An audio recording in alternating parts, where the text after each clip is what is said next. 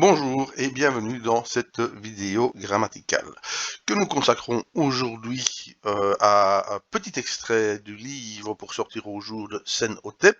En effet, nous allons dans un atelier à venir traduire quelques extraits de ce document. À ce sujet, il m'a semblé intéressant de revenir un moment sur les caractéristiques d'écriture, de sens d'écriture de ces documents, puisqu'on va constater d'une part que nous avons affaire à une écriture hiéroglyphique plutôt cursive et que ces différents signes sont écrits de temps en temps en rouge et puis que la majeure partie du texte est également rédigée en noir. Alors l'explication elle est simple, c'est que les parties en rouge sont des parties qu'on peut considérer comme étant tout simplement le titre. Et dans ce cas-ci, puisque nous sommes dans ce que l'on appelle, je n'aime pas ça, mais enfin le livre des morts, il y a différents chapitres, différentes formules, et chacune de ces formules est introduite par un titre. Le passage sur lequel nous nous penchons aujourd'hui, c'est celui-ci, celui qui se trouve ici, avec le début du passage en rouge qui est ici. Et c'est là ce qui est particulier, c'est que l'écriture, ça c'est assez classique, se fait en colonne, mais on va lire dans ce sens-là et puis vers le bas. Donc en clair, le texte va se lire en partant de la partie, et donc ici on a le début de la formule, le début du titre qui démarre en rouge ici, et puis il se prolonge ici. On voit qu'il y a un petit passage en noir qui s'intercale, on revient au rouge, et on a ensuite la continuation du texte qui viendra. Et donc le texte va se lire en allant toujours à la rencontre des personnages, hein, comme on dit, et verticalement, sauf que on va lire les colonnes dans ce sens-là. Donc c'est un peu particulier de ce point de vue. Voici le passage dont je parlais il y a un instant, et vous reconnaissez ici le petit passage de 3 signes qui est écrit en noir. Il y a sans doute une signification, mais nous n'allons pas aborder cela maintenant.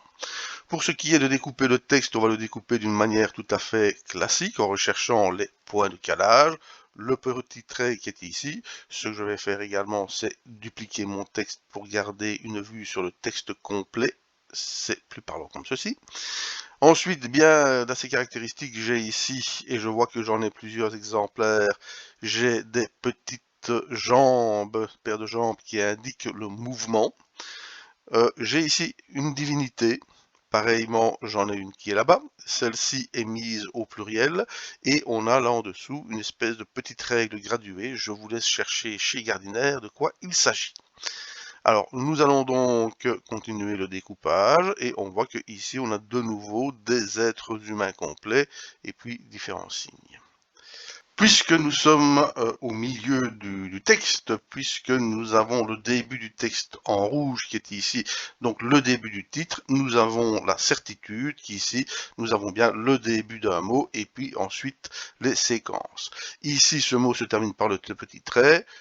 Commençons par aller voir dans le dictionnaire de quoi il peut bien s'agir. R qui est ici, que l'on retrouve donc, qui a beaucoup de significations. Sans le trait, ça peut être une préposition, ça peut être le phonétique R, etc. Ici, on voit que ça peut signifier la bouche, hein, donc forme vraiment pictographique, mais de manière plus idéographique, le langage, la langue, l'intention, le fait de parler. Et si on continue à chercher, on voit qu'on va trouver ici, formule reconnue dans les coffin texts, eh bien, nous aurons ici RN, formule pour, et bien entendu, c'est là que nous sommes, hein, également, on se rapproche de formule magique, incantation.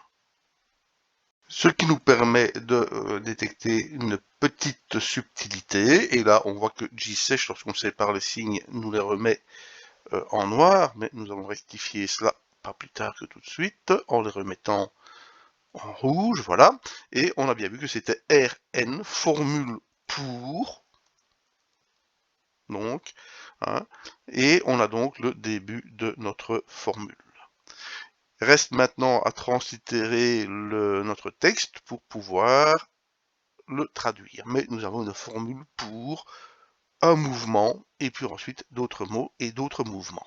Nous retrouvons notre translittération, RN, formule pour, et ici on a un verbe qui manifestement est à l'infinitif, donc il faudra le traduire d'une manière nominale, et normalement nous trouvons descente, descendre, et donc formule pour la descente, ici une préposition, vers le Djadjat, c'est-à-dire le tribunal. Donc on se dirige vers une psychostasie, et c'est le tribunal de, quand même quelqu'un d'important, le tribunal d'Osiris. Nous continuons avec deux autres verbes, dont un potentiellement semble être mis à une forme nominale, et donc descendre vers le tribunal d'Osiris.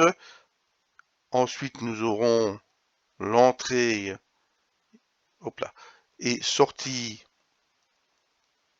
Et ensuite, nous avons ici quand même, on peut le séparer, important, un oiseau bas qui est ici, donc c'est important. La préposition M d'état, en état de bas, et le bas, il est vivant. Nous aurons donc ici formule pour la descente, ou pour descendre vers le tribunal d'Osiris, entrée et sortie, on suppose, de la tombe, en état de bas vivant. Petite information complémentaire, si vous souhaitez approcher d'un peu plus près la composition de l'être dans l'Égypte antique, je vous recommande l'article que l'on trouve sur Wikipédia, qui est tout à fait complet et qui est une bonne synthèse. Voilà. J'ai toujours dit que c'était amusant, je n'ai jamais dit que c'était facile. À bientôt pour de nouvelles aventures.